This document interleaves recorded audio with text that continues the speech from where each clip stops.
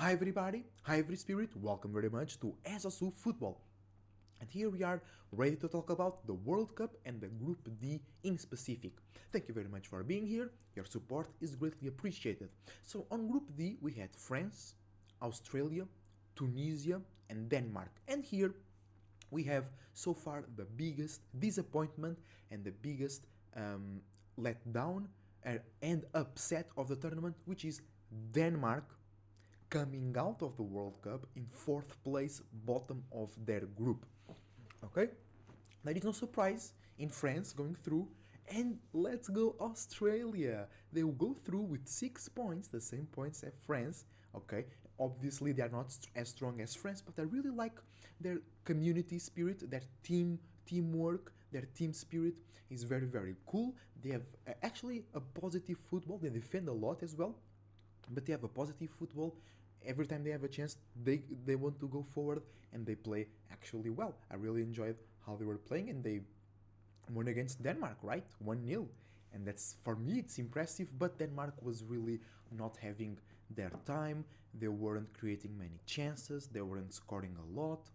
They draw Tunisia, they lost to France. I think they only scored one goal, if I'm not mistaken, and it was Christensen, the central back, on a corner against France, where they were, and then they lost 2-1, right? And they were actually had a good chance to tie over there. You know what I'm saying? And then Tunisia, I think Tunisia, a little bit like Saudi Arabia, they played better than what their stand might indicate. I think Tunisia played really well. I think it really surprised everybody, because nobody really expects much from Tunisia, but they were very organized and they were creative and they were very greedy. They were very willingly to give all they had to reach the goal, actually. But I think, like against Denmark, they could have done a bit better in front of the goal. And what was it? They lost against Australia, right? Yeah, they did. Yeah, if you want to, like Saudi Arabia, prove yourself, you really want to win against those not so good, not so top team, because France and Denmark are top teams. Denmark not so good as France, but Denmark was seen by a lot of people as a dark horse that could possibly reach the semi-finals. Okay, because they are semi-finalists at the Euros. They played very well at the Euros, right? And here I think they're really disappointed. Like they were playing very slowly, just like Belgium, Netherlands, England, these good European teams that they play very slow. You know what I'm saying? And that's really hurting them, because they have very good offensive players, and even Croatia did that in the first match against Morocco, right? So they have very good players, creative players, but in Denmark's case, it was the strikers. I think they had good strikers, but they were all of form, or they were hurt before the tournament, or they were not having a great season in their clubs. So it was really hard for them to score, and that's the most important reason that they couldn't make it through, and they got 1 point only out of their 3 matches. And I wasn't expecting that. Nobody was expecting that.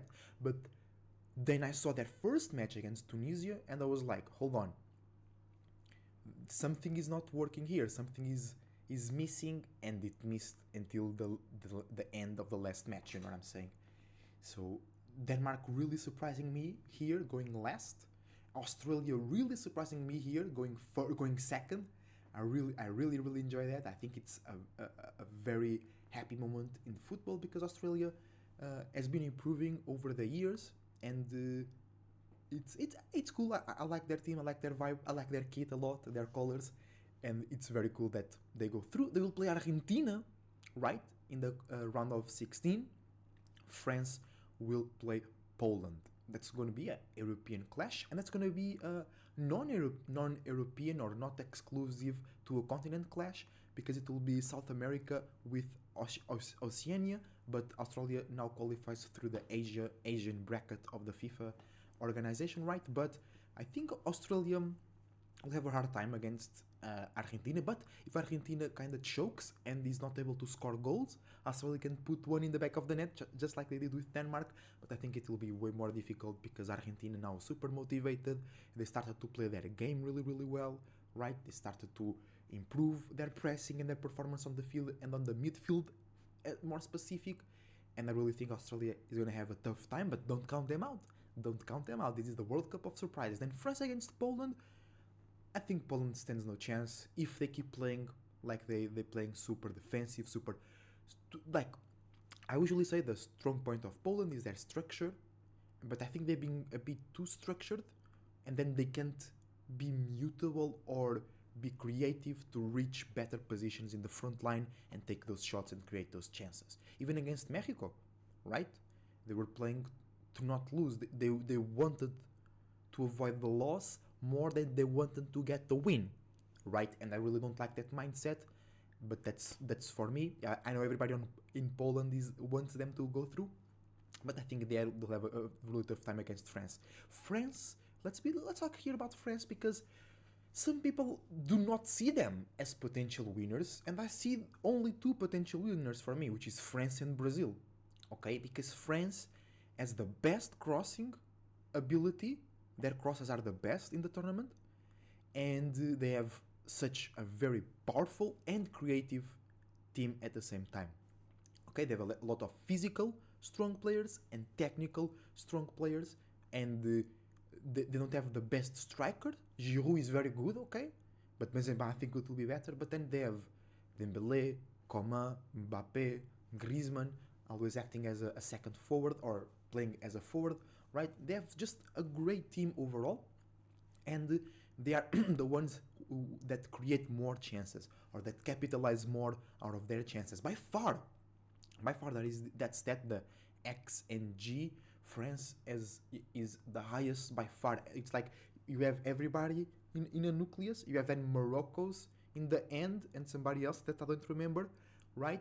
And then maybe Qatar, right? And then you have France all the way in the top. So I think they are playing very well. They are being very focused. They know that they want to score goals. They play very well. They can play in possession. They can play in counters. They can play in quick passes. They can play in like tiki taka, but not really. But in that more passing style. So I think they are a very complete team. And many people are just sucking them out. They can't win, and I think they can win. I think they can win. Okay, so let's see how they do against Poland in the second round or in the round of 16s. And shout out to Australia, but I think they will go through against Argentina. Tell me your opinion. Thank you very much for watching. Drop the like, and I see you soon.